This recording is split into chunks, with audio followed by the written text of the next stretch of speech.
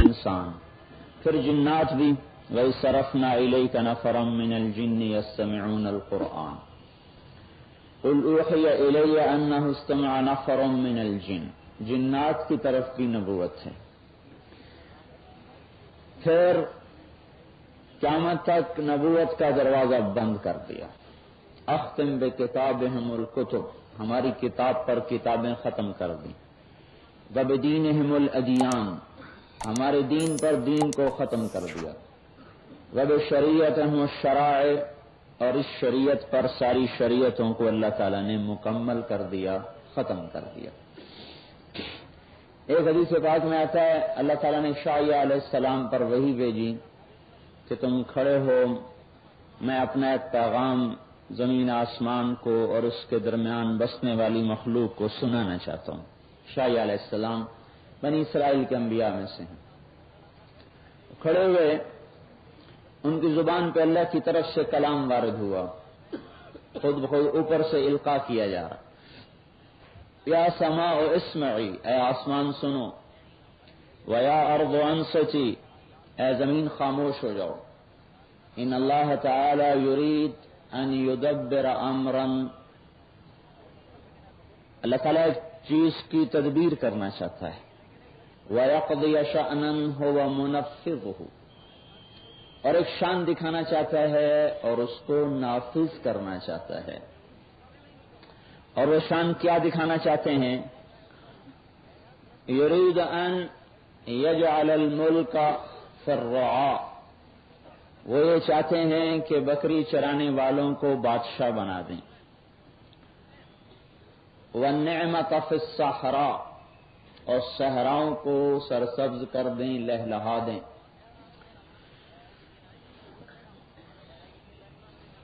والنعمۃ فی الفقر، فقیروں کو غنی بنا دیں. ویرید ان یبعث امیا من الامیین، اور نبی امی کو کائنات میں وجود بخشیں. وہ نبی ایسا ہے لا یقول الخنا، جو کوئی فضول بات نہیں کرتا. لیس بفظ ولا سخاب ولا صیاح، جو زور زور سے نہیں بولتا، جو شور نہیں مچاتا، جو بد اخلاق نہیں ہے. متواضع ایسا ہے، ایسی عاجزی ہے. لو یمشی علی السراج لم یطفئه من تحت قدمیہ من سکینتہ، اگر وہ چراغ کی لو پر بھی پاؤں رکھ دیں تو اس مسکنت اور عاجزی سے پاؤں رکھتے ہیں کہ چراغ بھی بجھنے نہ پائے. ایسے عاجزی کے ساتھ زمین پہ پاؤں رکھتے ہیں. ولا یمشی علی القصب الیابس لم یسمع من تحت قدمیہ، اور اگر وہ خشک لکڑیوں پہ چل رہے ہوں تو اس عاجزی سے وہ چلیں گے کہ لکڑیوں کے ان کے پاؤں کے نیچے کڑکڑانے کی آواز نہیں آئے گی. پہلے نبیوں کو صفات بتائی جا رہی ہیں. افتح بہ اعینا عمیا، میں اس کے ذریعے سے اندھوں کو بینا کر دوں گا. آذانا صما، بہروں کو سماعت عطا فرماؤں گا، سننے کی طاقت دوں گا. قلوبا غلفا، گمراہی کے پردوں میں لپٹے ہوئے دلوں کو نورانی کر دوں گا اس کی برکت سے. اہدی بہ بعض الضلالہ، گمراہ انسانیت کو ہدایت ملے گی اس کی برکت سے. وَعَلَّمُ بِهِ بَعْدَ الْجَهَالَةِ، لوگ مجھ سے جاہل ہوں گے، اس کے آنے سے میرا بھی تعارف ہوگا، میرا علم لوگوں کو ملے گا. وَعَلَّمُ بِهِ بَعْدَ الْجَهَالَةِ وَعَرَّفُ بِهِ بَعْدَ النَّكِرَةِ، اس کے ذریعے سے میری پہچان ہوگی. لوگ مجھے میرا انکاری ہوں گے، وہ آ کے میری پہچان کروائے گا. اکثر بِهِ بَعْدَ الْقِلَّةِ، میں اس کے ذریعے سے تھوڑوں کو زیادہ کر دوں گا. اغنی بہ بعد العیلہ، اس کے ذریعے سے فقیروں کو غنی کر دوں گا. اؤلف بہ بین امم مختلفہ، قلوب متشتتہ احواء متفرقہ، میں اس کے ذریعے سے ٹوٹے دلوں کو جوڑ دوں گا، مختلف قوموں کو جوڑ دوں گا، مختلف خیالات والوں کو ایک امت بنا دوں گا، مختلف سوچ بچار والوں کو ایک جگہ جمع کر دوں گا۔ استنقذ به فئاما من الناس عظیما من الہلکہ، میں اس کے ذریعے سے بے شمار خلقت کو دوزخ سے بچا کر جنت میں داخل کروں گا۔ اجعل السکینۃ لباسہ، عاجزی اس کا لباس ہوگا۔ لباس آدمی کے ساتھ ہر وقت ہوتا ہے نا، وہ ایسا عاجز ہوگا گویا کہ عاجزی کا لباس پہن لیا ہے۔ دو ضدوں کو جمع کر کے دکھایا، کائنات کی بادشاہی بھی دی گئی ہے کہ جنت کی چابی ہاتھ میں پکڑائی گئی ہے، اور فقر کی انتہا بھی ہے کہ پیٹ پہ دو پتھر ہیں جو آج تک کسی فقیر کے پیٹ پہ نہیں بندھے۔ اجعل السکینۃ لباسہ، عاجزی اس کا لباس ہوگا۔ والبر شعارہ، نیکی اس کی پہچان ہوگی۔ والحق منطقہ، حق اس کا کلام ہوگا، اس کی زبان ہوگی۔ الصدق والوفاء طبیعتہ، سچائی اور وفا اس کی طبیعت ہوگی۔ العفو بالمعروف خلقہ، معاف کرنا، درگزر کرنا اس کے اخلاق ہوں گے۔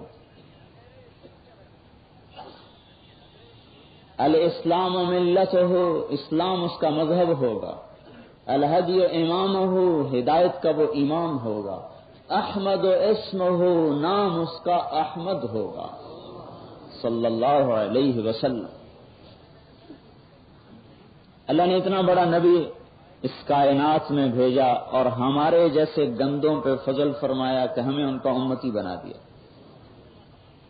ہمارے کہاں نصیب تھے کہ ہم حضور صلی اللہ تعالی وسلم کے امتی بنتے، تو عرش والے نے ساری روحوں کو پیدا فرمایا، ساری روحوں کو بیک وقت پیدا کیا، آگے وقفے وقفے سے اتارتا جا رہا ہے، پھر ان میں سے جس کو چاہا حضور کا امتی بنا دیا۔ یہ اللہ کا ہمارے اوپر احسان ہے، ہماری کوئی اوقات نہیں، کوئی حیثیت نہیں، اس نے فضل فرمایا کہ ساری روحوں کو ترتیب دیتے وقت کہ ان کو میرے نبی کی امت میں ڈال دو۔ میرے بھائیوں، جیسے اللہ تعالیٰ نے حضرت محمد صلی اللہ علیہ وسلم کو سارے عالم کا نبی بنایا اور سارے نبیوں کا امام اور سردار بنایا، اللہ تعالیٰ نے حضور صلی اللہ علیہ وسلم کی امت کو ساری امتوں کا سردار بنایا، ساری امتوں سے افضل بنایا۔ ایک مرتبہ عربوں نے حملہ کر دیا بنی اسرائیل پر، ڈاکہ زنی تو ان کا کام تھا، مال لوٹ لیا۔ بنی اسرائیل نے آ کے شکایت کی اپنے نبی کو، انہوں نے بد دعا کے لیے ہاتھ اٹھانا چاہے تو اللہ تعالیٰ کی طرف سے وحی آ گئی، ان کے لیے بد دعا کی اجازت نہیں، ان میں میرا حبیب آنے والا ہے۔ یعنی آپ کے آنے سے پہلے ہی اعزاز شروع ہو گیا، ابھی آپ آئے نہیں ہیں۔ جیسے سورج کے نکلنے سے پہلے روشنی نظر آنے لگتی ہے، سورج تو بعد میں آتا ہے، روشنی پہلے آ جاتی ہے۔ آپ کی برکات، آپ کے ثمرات پہلے دکھائے جانے، اللہ تعالیٰ نے دکھانے شروع کر دی۔ تو میرے بھائیو، اللہ تعالیٰ نے سارے عالم کی نبوت عطا فرمائی تو آپ کے ذمے سارے عالم میں ہدایت کا پیغام پہنچانا بھی لگایا۔ اس کا تقاضا تو یہ تھا کہ آپ کو ملک سلیمان ملتا، لشکر ذوالقرنین ملتا اور عمر نوح ملتی۔ یہ تین چیزیں ہوتی تو تب جا کے ساری دنیا میں اسلام پھیلتا۔ کیا آپ نوح علیہ السلام کی عمر لے کے آتے، ذوالقرنین کا لشکر لے کے آتے، سلیمان علیہ السلام کا تخت لے کے آتے، سلطنت لے کے آتے؟ اللہ تعالیٰ نے اس کی بجائے دنیا کا سب سے بڑا فقیر بنا دیا، مال اوروں کو دیا، فقر ان کو دیا، اس حال میں پیدا کیا کہ کوئی دایا ان کو دودھ پلانے کے لیے تیار نہیں ہے۔ اس حال میں دو جہان کی سرداری لے کر آ رہے ہیں۔ جن کو خبر تھی ان کے ہاں ہلچل مچی ہوئی ہے۔ ایک یہودی تجارت کے لیے مکے میں آیا ہوا تھا، تو وہ کہنے لگا آج کوئی بچہ پیدا ہوا ہے قریش کا؟ کہا ہاں۔ کا باپ زندہ ہے؟ ان کا ہاں۔ تو کوئی ایسا بچہ بتاؤ جس کا باپ پہلے مر چکا ہو. ان کا عبد المطلب کے بیٹے کے بیٹا ہوا ہے. کہ مجھے دکھاؤ. تو گیا, حضور صلی اللہ علیہ وسلم کو لایا گیا, آپ پہ نگاہ پڑی تو اس کی چیخ نکلی اور کہنے لگا ویل لبنی اسرائیل, ہائے بنی اسرائیل کی بربادی, لقد خرجت النبوۃ منہا, آج نبوت ان کے گھر سے نکل گئی. ورحتم بہا یا معشر قریش, اور اے قریشیو تم نبوت لے گئے. جن کو پتہ ہے ان کی چیخیں نکل رہی ہیں. دوسرا کیا ہوا, ادھر آپ پیدا ہوئے, ادھر کسرا نے بہت بڑا محل بنایا تھا, قصر ابیس کے نام سے مشہور تھا وہ, اس کے 14 برج زمین پہ جا گرے, ایک دم زمین پہ جا گرے, اور اس کے محل میں 1000 سال سے آگ جل رہی تھی جو ایک پل کے لیے نہیں بجھی تھی, وہ ایک دم ساری آگ بجھ گئی. تو حیران ہوا کہ یہ کیا چکر ہے بھائی, اتنا بڑا لوہا جس میں بھرا ہوا اور پتھر جس میں لگا ہوا, یہ کیسے گر گیا اور یہ آگ کیسے بجھ گئی خود بخود. ادھر مکہ مکرمہ میں ایک یتیم پیدا ہو رہا ہے اور ادھر دنیا کی سب سے بڑی طاقت کے ایوانوں میں زلزلے آ رہے ہیں. اللہ تعالیٰ نے فقیر بنا دیا, مال اوروں کو دے دیا, ہاں پوری امت عطا فرما دی کہ یہ امت میرے نبی کی نیابت میں ساری دنیا کے انسانوں تک میرا پیغام پہنچائے گی. اللہ نے اس امت کے سپرد کر دیا اور اس امت کا مرتبہ دوسری امتوں سے اونچا کر دیا. ایک دفعہ موسیٰ علیہ السلام نے پوچھا, یا اللہ هل من الامم افضل علیک من امتی, میری امت سے بھی کوئی بڑھیا امت ہے؟ ظللت علیہم الغمام وانزلت علیہم المن والسلوى, آپ نے میری امت پر من و سلوہ اتارا, میری امت پر بادلوں کا سایہ فرمایا, میری امت سے کوئی اچھی امت ہے؟ تو اللہ تعالیٰ نے فرمایا اما تدری یا موسیٰ ان فضل امت احمد علی سائر الامم کفضلی علی خلقی, تمہیں پتہ نہیں ہے موسیٰ کہ میرے آخری نبی کی جو امت ہے اس کو ساری امتوں پر وہ شرافت حاصل ہے جو مجھے اپنی مخلوقات پر حاصل ہے. موسیٰ علیہ السلام تو حیران ہو گئے, کہنے لگے اللہ وہ تو امت مجھے عطا فرما دے, اجعلہم امتی, وہ امت میری امت بنا دے. کہ وہ آپ کی تو بن نہیں سکتی, آپ پہلے آ گئے وہ بعد میں آئیں گے, آپ کی امت نہیں بن سکتی. اللہ تعالیٰ نے اس امت کو اتنا اعزاز بخشا ہے کہ نبیوں نے دعائیں کی کہ وہ امت ہمیں دے دی جائے. موسیٰ کلیم کی ایسی شخصیت نے دعا کی. پھر ایک اور قصہ, بنی اسرائیل نے بچڑے کی پوجا کر لی, اللہ تعالیٰ نے حکم دیا قتل کر دو ان سب کو. تو وہ آئے ان کے پاس, کیسے قتل کریں, کسی کا بیٹا, کسی کا باپ ہے, کسی کی بیوی ہے, کسی کی ماں ہے, کسی کا چچا ہے, اتنے قریبی رشتے ہیں, کیسے ہماری تلوار اٹھے, آپ اللہ تعالیٰ سے معافی مانگیں کہ ویسے ہی معافی مل جائے. موسیٰ علیہ السلام نے 40 آدمی لیے, 40 رجلا لمیقاتنا, 40 آدمی لیے, ان کو لے کر گئے, اے اللہ میری امت کو ویسے ہی معاف کر دے, میری امت کو ویسے ہی معاف کر دے. تو اللہ تعالیٰ نے ارشاد فرمایا کہ آپ کی امت کی توبہ تو قتل ہی ہے, آپ کے بعد ایک امت آ رہی ہے, وہ کتنے بڑے سنگین گناہ کر لے اور اتنا کہہ دے اے اللہ معاف کر دے تو ان کے سارے معاف کر دوں گا, آپ کے نہیں. کہنے گے اللہ میں نے تو اپنی امت کا مانگا تھا, آپ نے کسی اور امت کا قصہ سنا دیا, میں اپنی امت کے لیے مانگ رہا تھا, آپ کسی اور امت کے فضائل سنانے میں لگ گئے. یہ اللہ تعالیٰ نے اس امت کے ساتھ ممتاز سلوک رکھا حضرت محمد صلی اللہ علیہ وسلم کا امتی ہونے کی وجہ سے اور حضرت محمد صلی اللہ علیہ وسلم کی ذمہ داری کو اٹھانے اور نبھانے کی وجہ سے. نماز روزے میں ہم اور وہ مشترک ہیں, وہ بھی نمازیں پڑھتے تھے, ہم بھی پڑھتے ہیں, وہ بھی روزے رکھتے تھے, ہم بھی رکھتے ہیں. ان کا روزہ 24 گھنٹے کا تھا, ہمارا روزہ صبح شام کا ہوتا ہے, ٹائم بدلتا ہے, کھانا وہی کا ہوئی ہے بلکہ زیادہ ہو جاتا ہے, ہمارے رمضان شریف میں کھانا بڑھ جاتا ہے. ان کا روزہ 24 گھنٹے کا تھا. ہماری زکوٰۃ 2.5% ہے, 40واں حصہ ہے, 100 پہ 2.5 روپے سمجھ لو. ان کی زکوٰۃ 10% تھی, 100 پہ 10 روپے دینے پڑتے تھے. ہماری زکوٰۃ غریبوں کو دے دی جاتی ہے اور ان کی زکوٰۃ غریبوں کو نہیں دے سکتے تھے.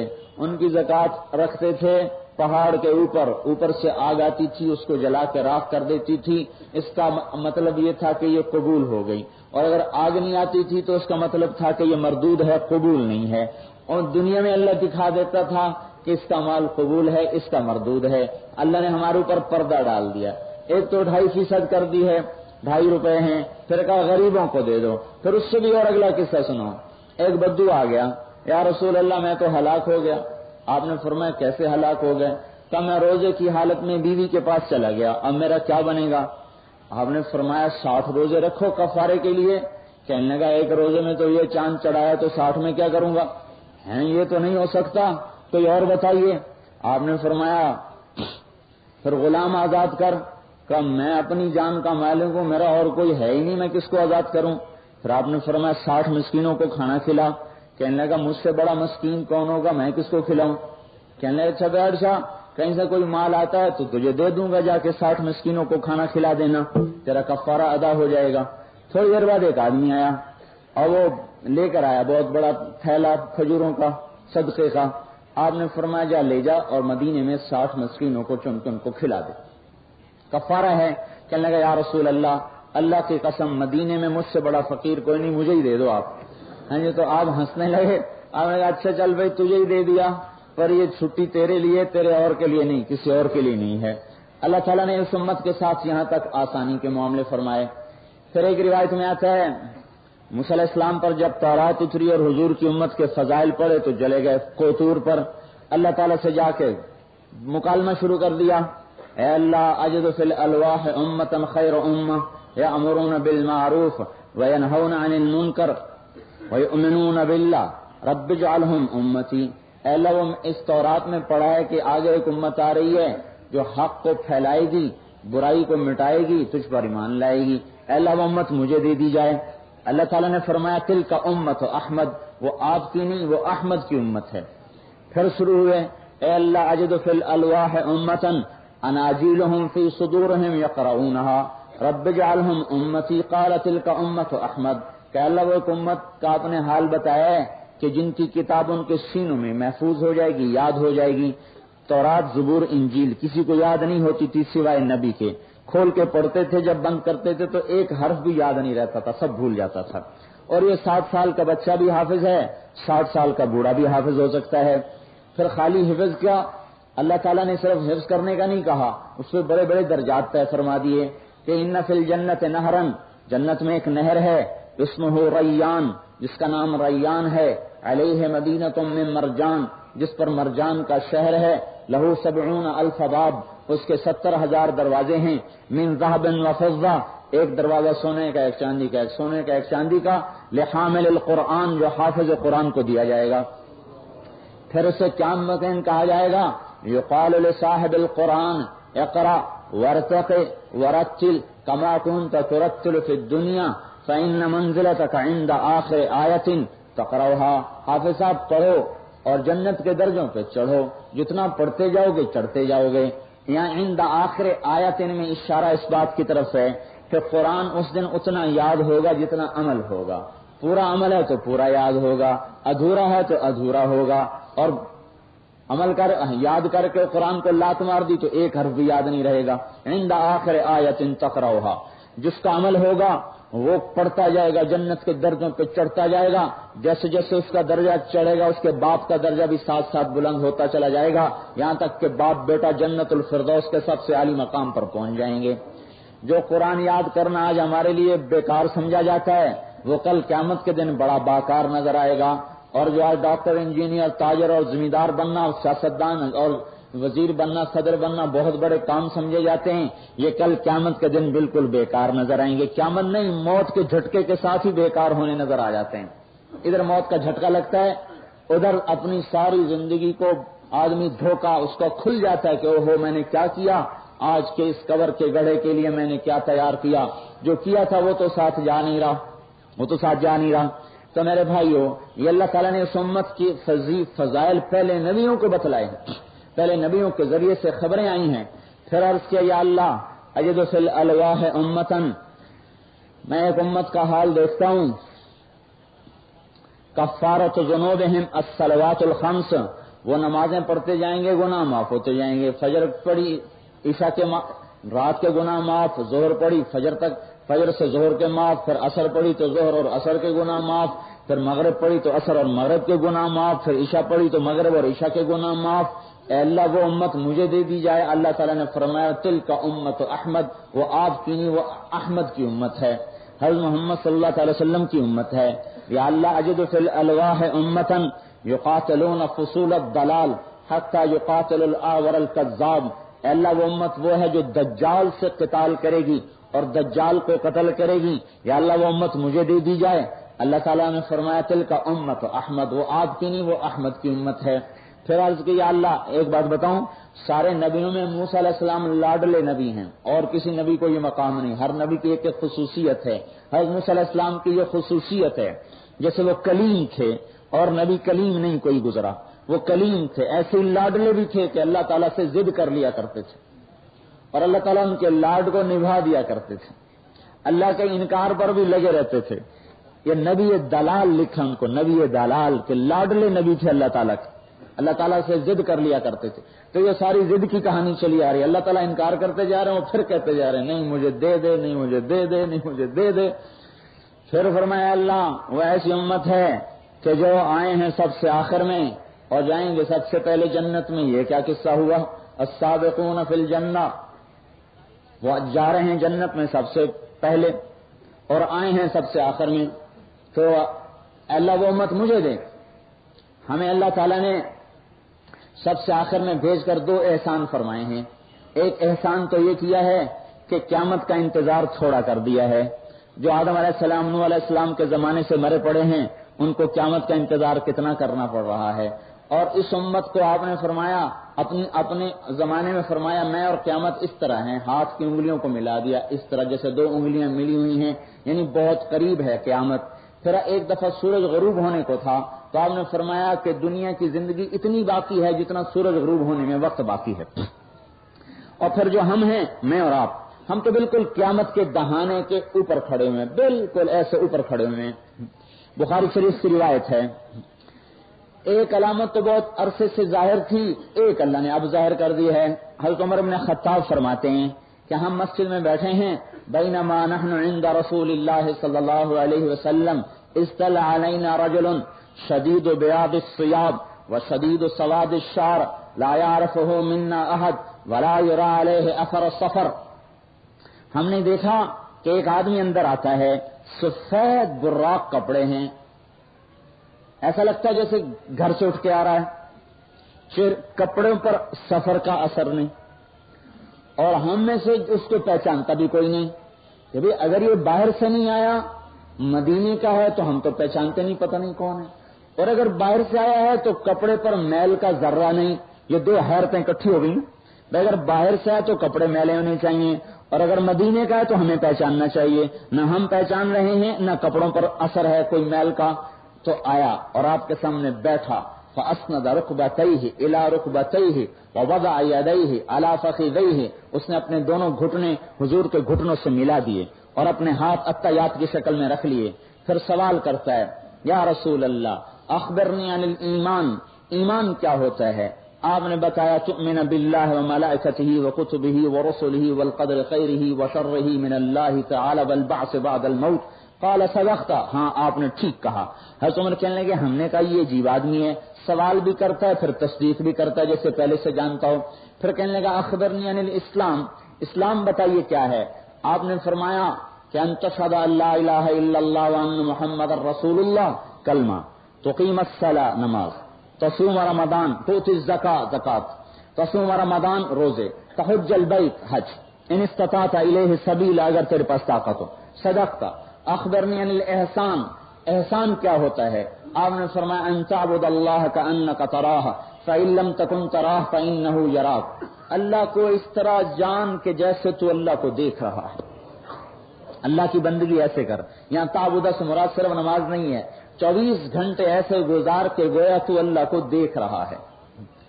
مالک پر مزدور کی نگاہ پڑ رہی ہو تو کام کی اور رفتار ہوتی ہے، اور مالک اوجھل ہو جائے تو کام کی اور رفتار ہو جاتی ہے نا۔ تو آپ نے فرمایا تو ایسے زندگی 24 گھنٹے کی گزار کہ تو اپنے اللہ کو اپنی آنکھوں سے دیکھ رہا ہے۔ یہ نہیں ہے تو اتنا تو ہے نا کہ کہ وہ تجھے دیکھ رہا ہے. اگر تجھے یہ مقام حاصل نہیں تو پھر یہ مقام حاصل کر کہ میرا اللہ مجھے دیکھ رہا ہے, میرا اللہ مجھے دیکھ رہا ہے.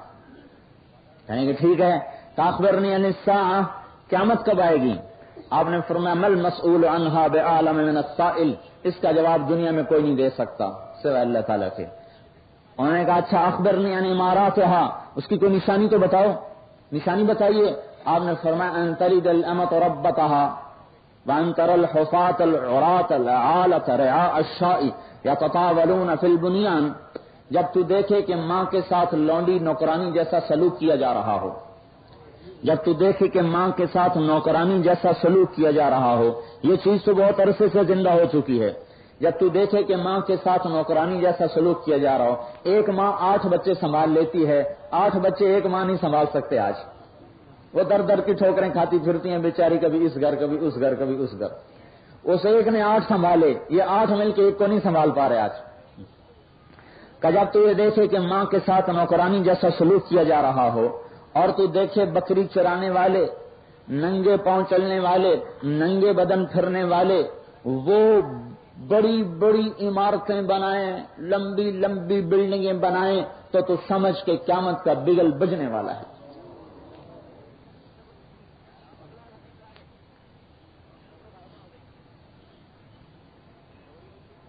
تو جب اللہ تعالیٰ نے عرب کی سرزمین میں تیل نکالا اور اونچی اونچی بلڈنگیں اٹھنے لگی اور آسمان کو چھونے لگی, تو اللہ تعالیٰ نے ساری دنیا کو دکھا دیا ہے کہ یہ 1400 سال پہلے کہنے والے نے اپنی چٹائی پہ بیٹھ کے بتا دیا تھا کہ اس سرزمین میں اتنی بلڈنگیں نکلیں گی, جو اس بات کی علامت ہوگی کہ اب رخت سفر باندھو, سامان دیکھ لو, گاڑی کا سگنل ڈاؤن ہو چکا اور دور سے سیٹی اس کی آواز اس کی سنائی دے رہی ہے اور دور سے اس کا دھواں اڑتا نظر آ رہا ہے.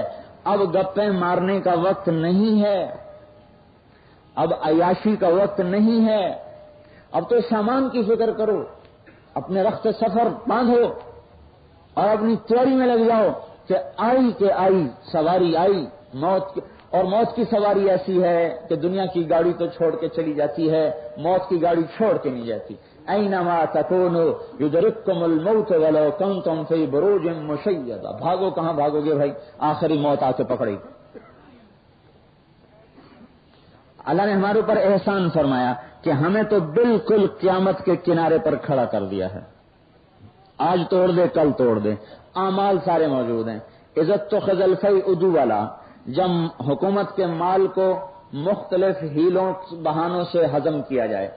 عزت تو خزل فی ادو والا, جب حکومت کے مال کو, اجتماعی پیسے کو جو لوگوں کا ہوتا ہے جو حکومت کے پاس, جب اس کو لوگ کھانا شروع کر دیں, حکومت والے کھانا شروع کر دیں مختلف جائز ناجائز راستوں سے.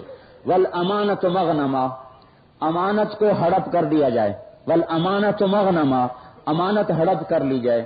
والزکات مغرما, زکات کو ٹیکس سمجھ کے انکار کر دیا جائے, زکات کو کا انکار کر دیا جائے. انکاری ہے, نہ دینا انکاری ہوتا ہے. وتعلم لغیر الدین, اور علم دین دنیا کمانے کے لیے حاصل کیا جائے. وَأَطَاعَ الرَّجُلُ زَوْجَتَهُ, اور لوگ اپنی بیوی کا اتباع کریں, بیوی کی اطاعت کریں. وَحَقَّ أُمَّهُ, اور ماں سے گستاخی کریں. غور سے سنتے رہیں. اطاع الرجل زوجته, بیوی کا فرما بردار. وَحَقَّ أُمَّهُ, ماں کا نافرمان. وَأَدْنَىٰ صَدِيقَهُ, دوست کے ساتھ خندہ پیشانی سے خوش اخلاقی سے ملے. وَأَقْصَىٰ أَبَاهُ, باپ بات کرے تو تیوری چڑھا کے بات کرے, باپ سے بات کرے تو تیوری چڑھائے, دوست سے بات کرے تو چہرہ کھل جائے.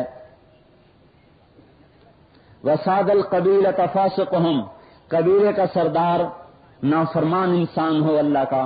وَكَانَ رَئِيسُ الْقَوْمِ أَرْذَلَهُمْ, اور حکومت نااہل انسانوں کے ہاتھ میں ہو.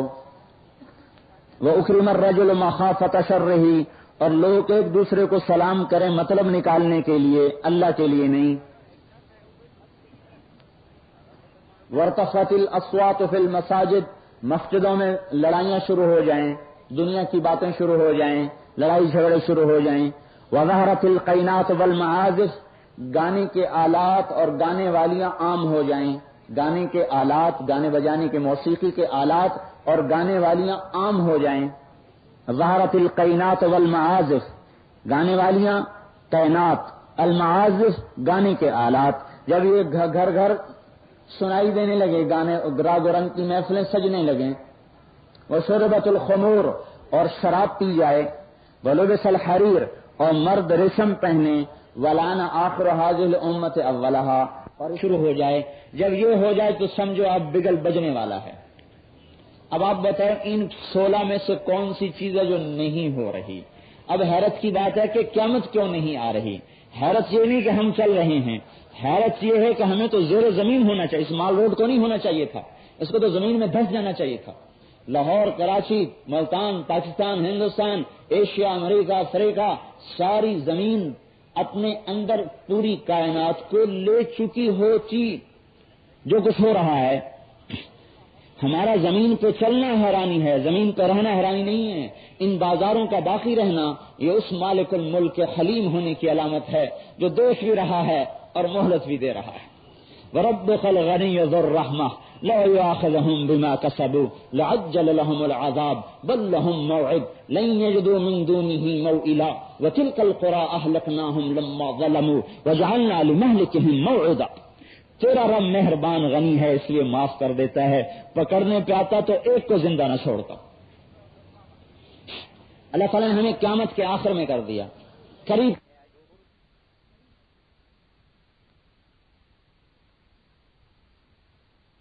جب یہ ہو جائے تو سمجھو اب بگل بجنے والا ہے. اب آپ بتاؤ ان 16 میں سے کون سی چیز ہے جو نہیں ہو رہی؟ اب حیرت کی بات ہے کہ قیامت کیوں نہیں آ رہی؟ حیرت یہ نہیں کہ ہم چل رہے ہیں، حیرت یہ ہے کہ ہمیں تو زیر زمین ہونا چاہیے. اس مال روڈ کو نہیں ہونا چاہیے تھا، اس کو تو زمین میں دھس جانا چاہیے تھا. لاہور، کراچی، ملتان، پاکستان، ہندوستان، ایشیا، امریکہ، افریقہ، ساری زمین اپنے اندر پوری کائنات کو لے چکی ہوتی. جو کچھ ہو رہا ہے، ہمارا زمین پہ چلنا حیرانی ہے، زمین پہ رہنا حیرانی نہیں ہے. ان بازاروں کا باقی رہنا یہ اس مالک الملک کے حلیم ہونے کی علامت ہے جو دیکھ بھی رہا ہے اور مہلت بھی دے رہا ہے.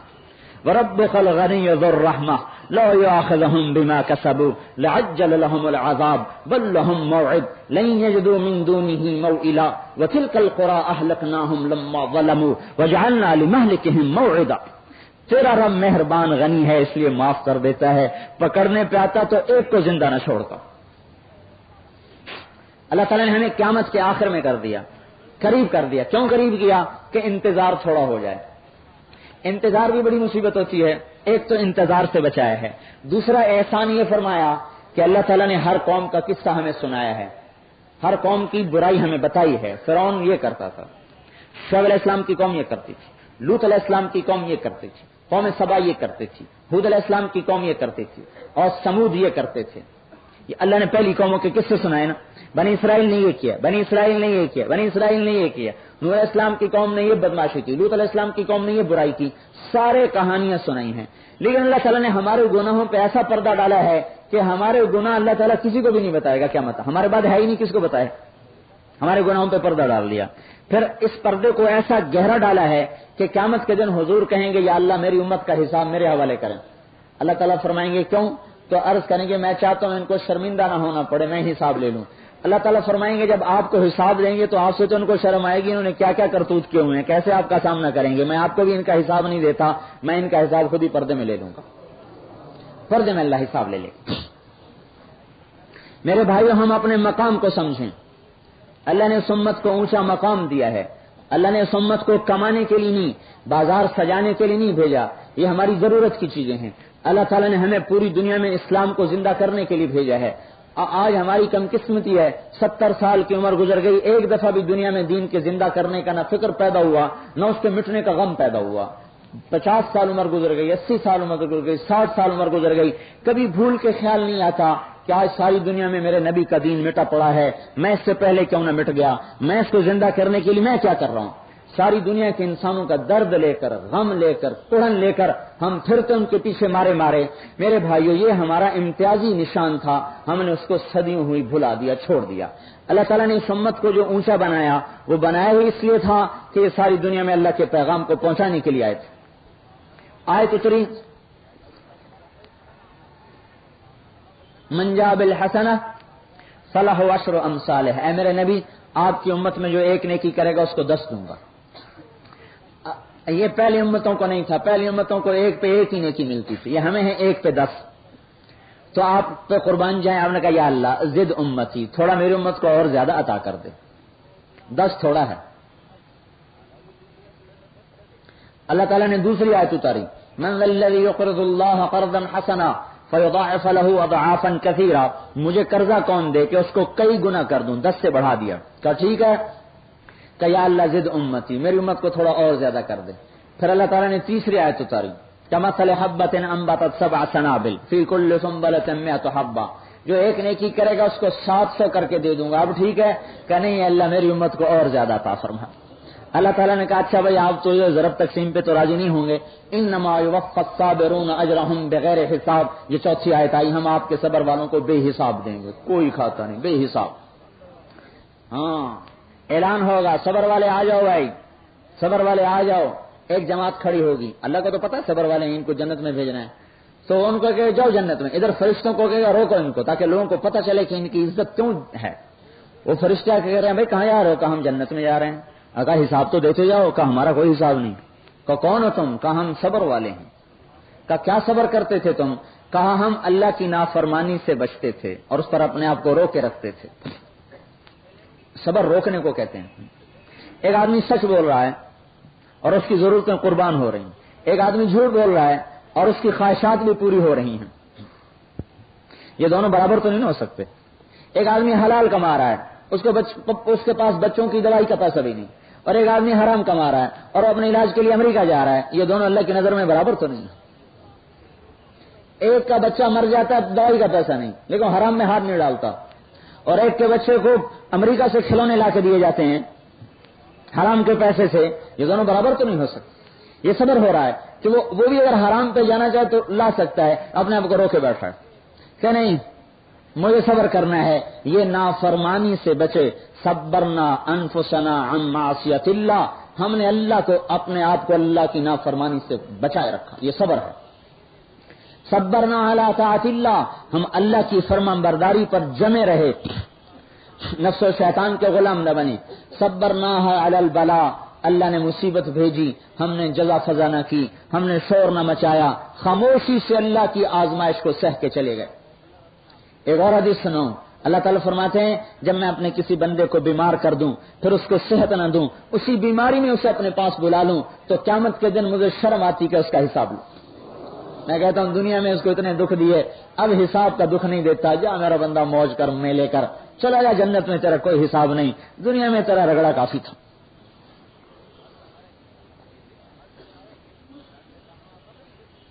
یہ صبر والوں کا اعزاز کیا جا رہا ہے، عزت دی جا رہی ہے بغیر حساب۔ فرشتے کہیں گے بھائی تمہیں کون روک سکتا، جاؤ چلے جاؤ، بے حساب ہی جانا ہے، تم نے تمہارا کوئی حساب نہیں۔ پھر اللہ تعالیٰ نے اعمال کی قیمت بڑھا دی، اعمال میں قوت پیدا فرما دی۔ ہر آدمی تو حج نہیں کر سکتا نا، غریب آدمی کو کہا اشراق پڑھ تجھے حج اور عمرے کا ثواب گھر میں روزانہ دے دوں گا، 2 نفل صبح پڑھ لے، حج کا بھی ثواب عمرے کا بھی ثواب۔ مالدار پڑھے تو اس کو بھی ملے، غریب پڑھے تو اس کو بھی ملے، اس کے لیے نہیں، جو بھی پڑھے۔ اوابین کے 6 نفل پڑھ لے تو 12 سال کی عبادت کا ثواب، سورہ یاسین پڑھ لے تو 10 قرآن کا ثواب، سورہ زلزال پڑھ لے تو آدھے قرآن کا ثواب، قل یا ایھا الکافرون پڑھ لے تو 1/4 قرآن کا ثواب، قل هو اللہ احد پڑھے تو 1/3 قرآن کا ثواب۔ رات کو اٹھ کے 2 نفل پڑھ لے تو قبر کے اندھیرے روشنیوں میں تبدیل ہو جائیں۔ اس امت کے ساتھ خصوصی رعایت ہے، پہلوں کے ساتھ نہیں تھی، اس کے ساتھ ہے۔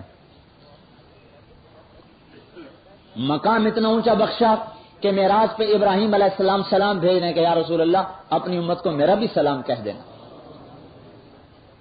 اور اس میں ہمارے جیسے بدماش بھی شامل ہیں، ہمارے جیسے ظالم بھی شامل ہیں، کہ ہمیں بھی ابراہیم خلیل کا 7ویں آسمان سے سلام آیا، حضور کی برکت سے آیا۔